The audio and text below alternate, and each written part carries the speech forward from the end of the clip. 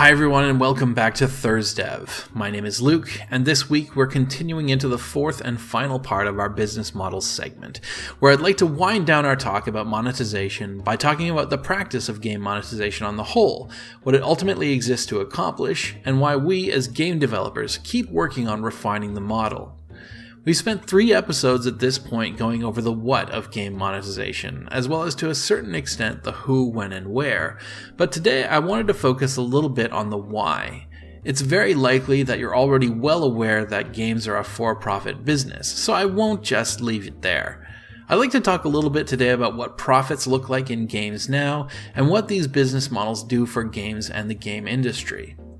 In every example of game monetization, there are 2 major intertwined goals that need to be fulfilled in order for a game to be considered a success. It needs to be self-sustaining, which is to say that it needs at least to break even on its development cost, and it needs to deliver a product to as many consumers as possible in as easy a manner as is possible. These 2 factors have been the driving force between basically every single innovation in game monetization to date. In a nutshell, to make a business out of game development, a game needs to make money, or at least not to lose money. This, I believe, is pretty easy to understand, if not palatable perhaps for some. I spent a solid 14 minutes explaining the concept of the man month in an earlier ThursDev video, but as a brief recap, there are far more things that go into the cost of game development than you might expect.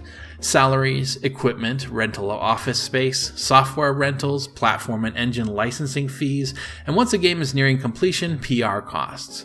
When a game is released, the distributor also takes a sizable cut of the gross earnings of the game, as well as a publisher if you have one, and that's not including ESRB, CERO or PEGI rating evaluation fees, printing fees, manufacturing fees, logistics fees, and the retailer's cut in the case that you're distributing a physical packaged product.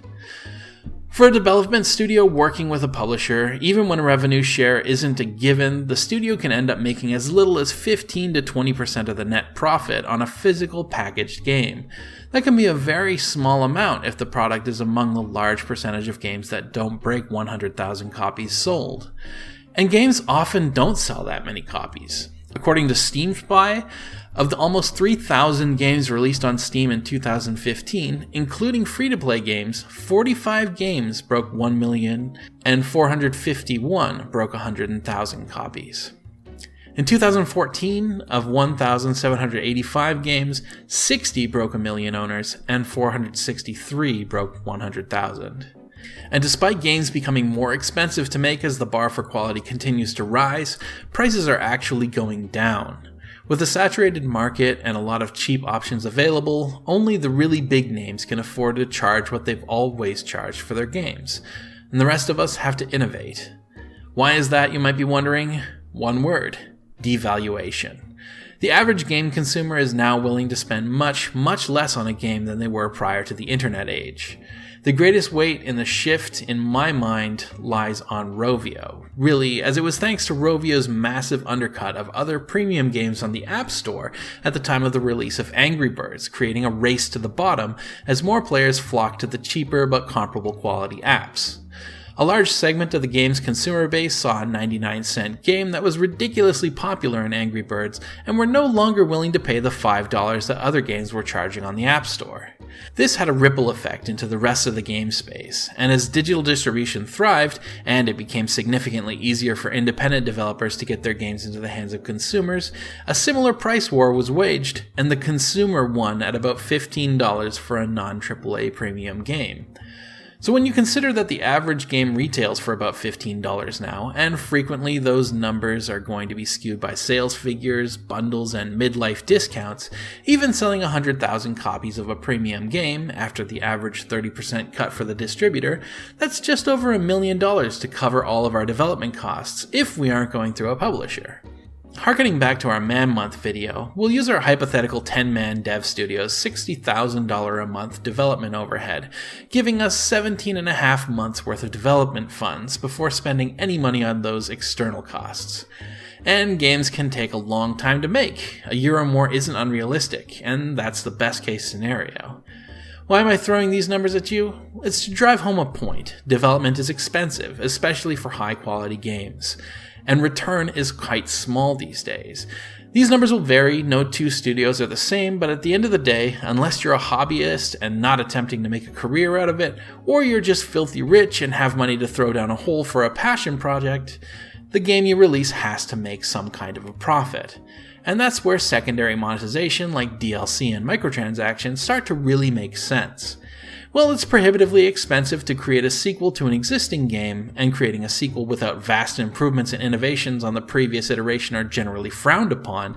Expansions and other DLC are much easier to create, and now, after many years, significantly more accepted by the gaming public. The groundwork for a game exists, and the additional content can be layered on top of it without the worry of having to change too much. You can also create small storylines within an existing game, add weapons, equipment, areas to explore, and those take up significantly less time and team resources. While a game might take a year or more to build, a piece of downloadable content for that game could take as little time as a month by only half of your team, give or take a week or so for QA. Release that for $5, and even if only 10% of the user base download the content pack, it's still $35,000 profit after the licensor's cut for, say, $15,000 worth of work. The return on DLC is potentially much higher than that of the base product. Does this lead to some DLC being created from content cut from a game that wouldn't have been 10 years ago? It's entirely possible. I can't speak to the motivations of every developer out there, but it's just as likely that the content of your DLC pack would have ended up scrapped and on the cutting room floor altogether if it wasn't for something that the company could capitalize on. Let's look at the freemium model, though. These are full games that are given to the player free of charge for all intents and purposes, basing their revenue model around the option to either grind sometimes, or to spend money to buy time or items to reduce play friction. The free-to-play model, despite being demonstrably profitable for many, is also risky. I've worked on games that did well with microtransactions, and I've also been close to the development of a game that was what is colloquially known as a bottomless money pit, which is to say money keeps getting thrown in, but it never fills and it never comes back.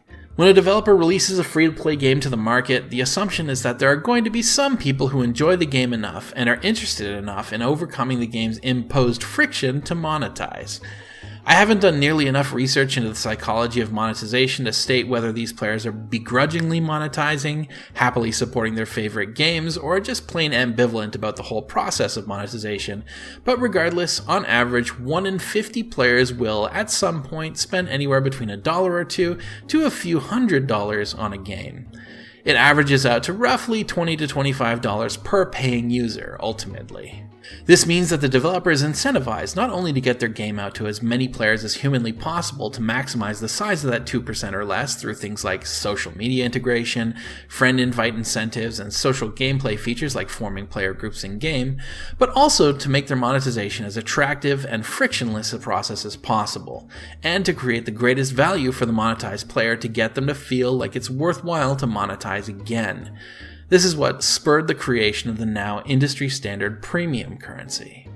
As a brief overview, a premium currency is one that exists in the game, but is bought with real money and works as a surrogate for real money. Generally speaking, a small amount of this premium currency is also given to the player to test out in whatever way they see fit, to get used to it, and to understand its worth. By allowing the player to understand the worth of a premium currency, they're more likely to consider it an option for monetization if and when they run out. The premium currency becomes the basis for essentially every other transaction within the game. All timer skips, additional gacha, premium character skins, whatever, they're all managed through the payments within the game using this premium currency. It's extremely clean and it comes with a few benefits. There's only one thing for the players to really buy. The player doesn't have to search around through a number of DLC packages to find what it is that they want. They buy the currency, and then the currency is used within the rest of the game. It's also versatile. Premium currency can really be applied to any number of possible objects within a game. It's easy to apply a cost in premium currency to things that you couldn't traditionally offer through an individual purchase, including things of very small value. Generally speaking, most platforms shy away from any DLC purchase that isn't roughly in $1 increments. This means that the developer is generally speaking shoehorned into overcharging, sometimes grossly, for something extremely small that the player may want to purchase. This gives the developer the freedom to subdivide the value of a single purchase, and gives the player the freedom to choose where that subdivision goes.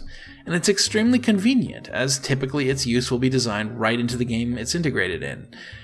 It is to the traditional content purchase model what the debit card has become to the retail landscape. And that's the goal of business models like these, to make it as seamless a process as possible to allow the player to make purchases if they want to, while still being able to deliver as much content as possible to the player, and to give as many players the ability to play the game at whatever price point they feel is best for them as possible as well.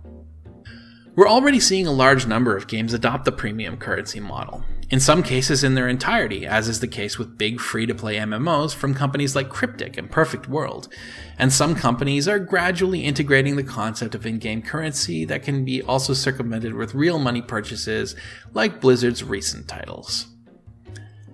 And for the larger content packs and expansions, we're gradually seeing a shift toward the subscription-based model through the proliferation of the Season Pass, a model wherein content is rolled out gradually, but the player pays an upfront fee, aside from the cost of the standard game, for the whole thing.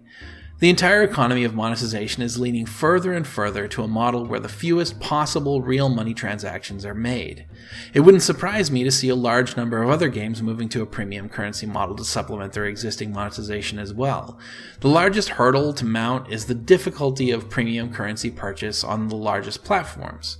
At present, outside of smartphones and Facebook, payments require that the player invests in a single publisher's marketplace, which, though a benefit to the publisher, is like asking someone to sign up for a loyalty card at a store chain, enough of a hassle that a lot of people are going to turn their noses up against it.